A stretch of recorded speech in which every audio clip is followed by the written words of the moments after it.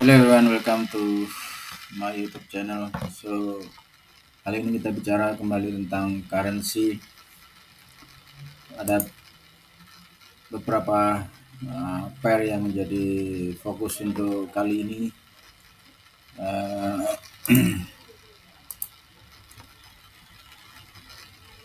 kita starting di euro yen.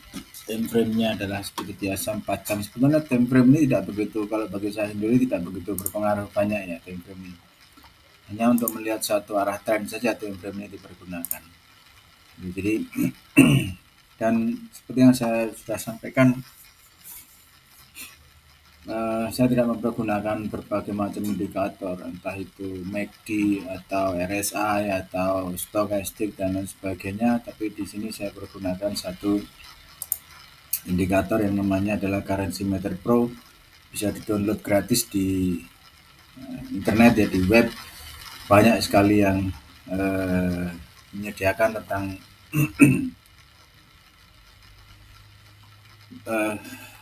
indikator ini. Jadi silakan aja cari, gratis kok ya.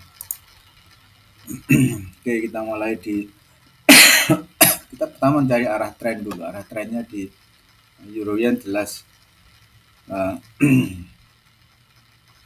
dari sini expectednya adalah continue another higher.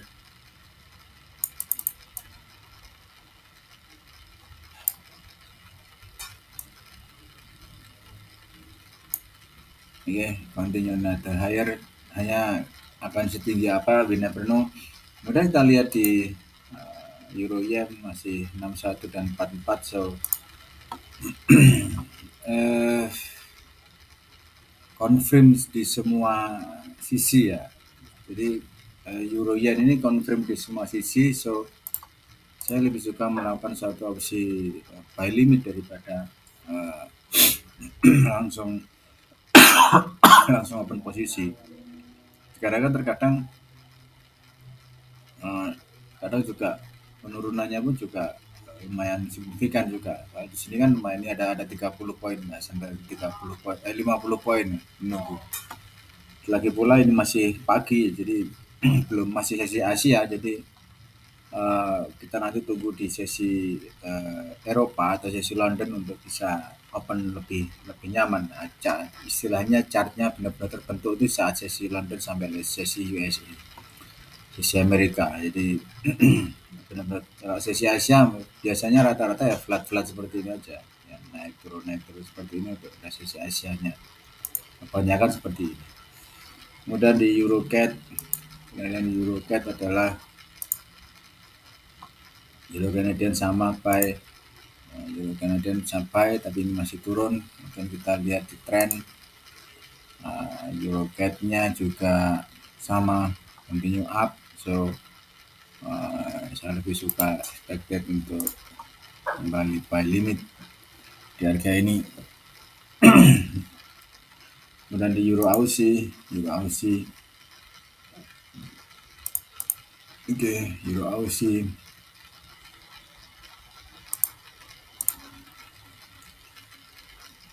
di Euro Aussie ini adalah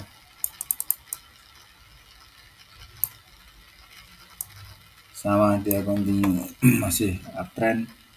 Dan kita lihat di Euro Aussie adalah 37 ya, 37 dan 27. Kita lihat di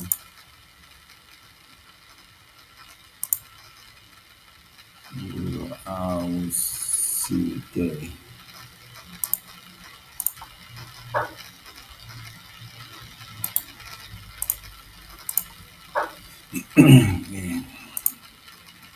Kemudian UCAD, terlihat di UCAD adalah masih up ya. UCAD di sini masih uptrend.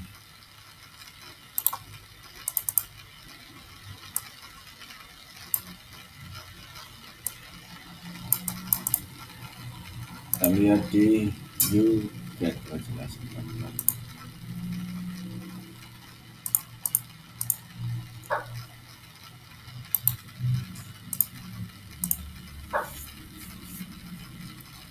Lanjut ke Euro New Zealand. Euro New Zealand ini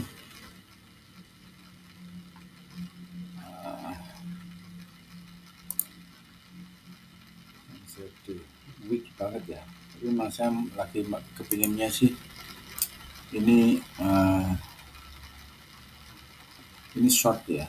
Saya kepinginnya sih memang kalau secara teknikal sih saya melihat sepertinya akan short ya, akan turun, tapi lebih ke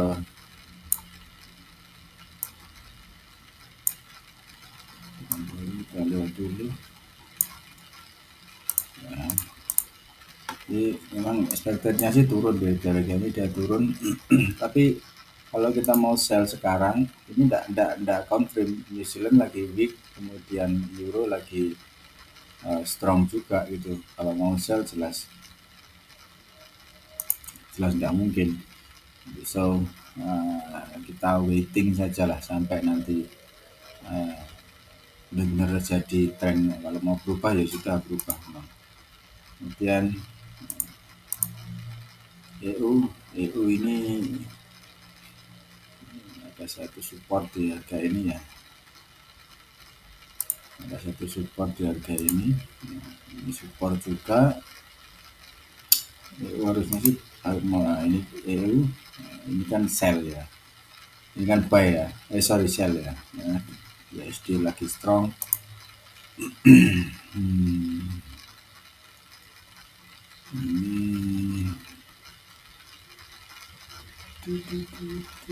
USD lagi strong di EU. Yalah. Kita sell it and then buy stop.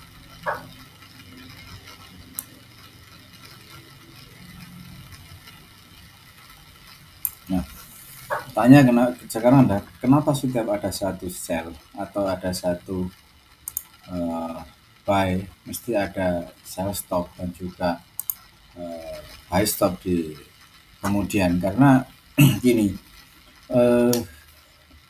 perubahan dari yang terjadi di currency meter itu cepat gitu loh.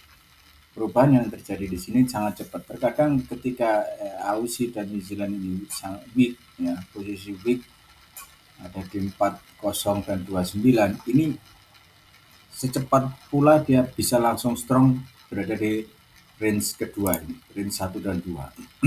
ini makanya kalau kita mengambil yang versusnya Aussie ya, seperti di sini adalah Aussie, pound Aussie, kemudian New Zealand, NU, NZD ya.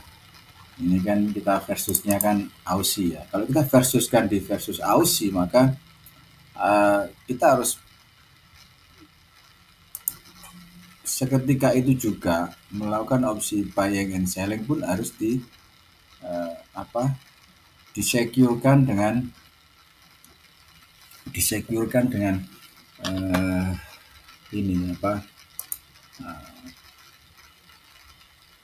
lock posisi ya. Nah, di sini kan lock posisi, bisa stop ya, bisa stop. Belum terbuka kan. Kalau terbuka nanti baru saya mau ada lock posisi. Ini kan saya tidak langsung open, makanya ada satu lock posisi. Karena kita tidak pernah tahu bahwa lock posisi ini akan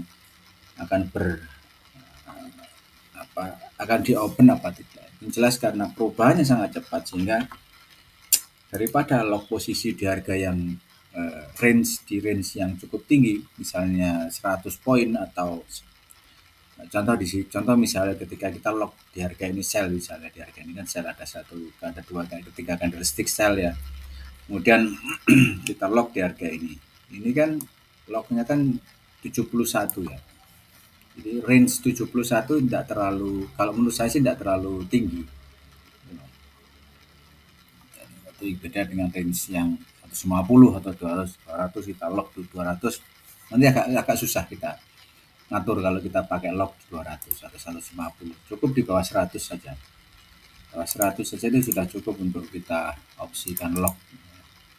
Tidak perlu terlalu tinggi untuk opsi locknya.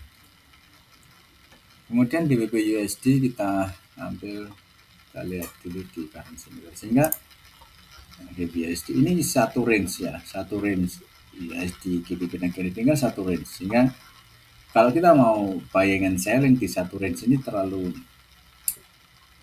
nggak terlalu asik ya, artinya ya terlalu, ya ini pergerakannya juga nggak terlalu tinggi gitu loh. Lebih baik cari range yang ada di bawahnya ini, Aussie, New Zealand itu. Ini GBP Aussie. Nah, kita coba aja nggak apa-apa. Nah, di sini ada 15, maka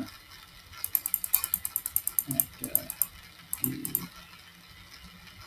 sini aja 21, 78, 60-an.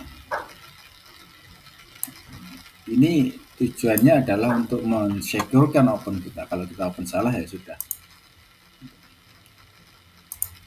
Swiss. Sehingga ketika open posisi buying or selling ya harus lihat ini dulu. Harus lihat ini dulu.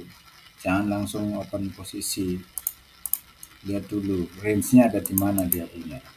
Kayak gini ya. Aussie. Ya, Aussie di 3 range bawah. Ya ini bisa gitu loh.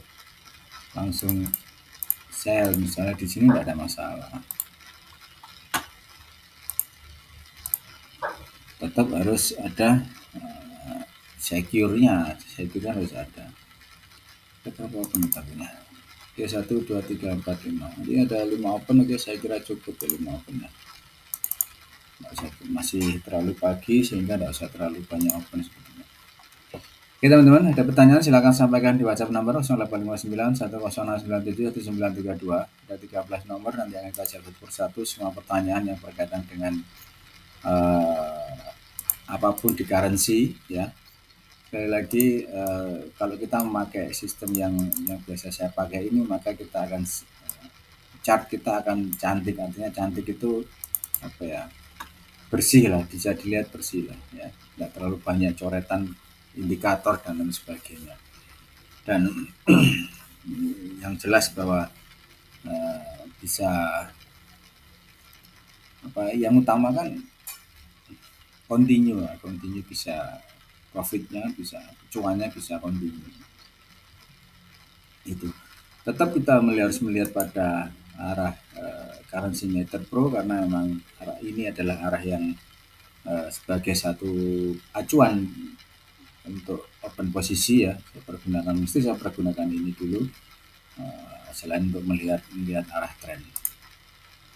Contoh lagi GBP NZD ya, GBP NZD juga ini sudah mendekati, saya kira terlalu pendek lah jaraknya, harusnya di 3 range bawah versus 3 range atas. Aussie yen ini malah turun ya, Aussie yen malah turun. Nah, Aussie yen strong kan, yen kalau sudah berada dalam range yang sama dengan USD, ini arah trennya berarti akan naik. Artinya apa? Akan terbentuk. Itu. Tapi kalau USD berbeda, misalnya yen ada di bawah, ini masih akan ada flat lah. Akan ada satu area flat lah. Jadi belum akan terbentuk, benar-benar terbentuk. Beda dengan kalau sudah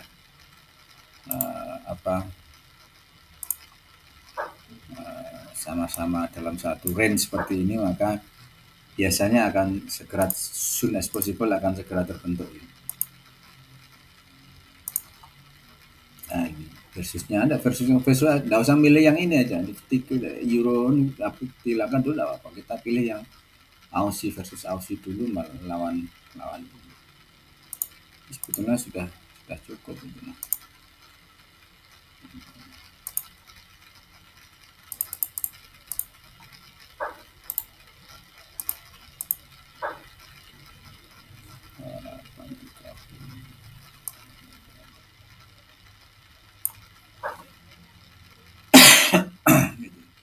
Ya, versusnya terkadang juga cepat gitu loh, artinya ini langsung spike ke atas, itu kadang juga seperti itu.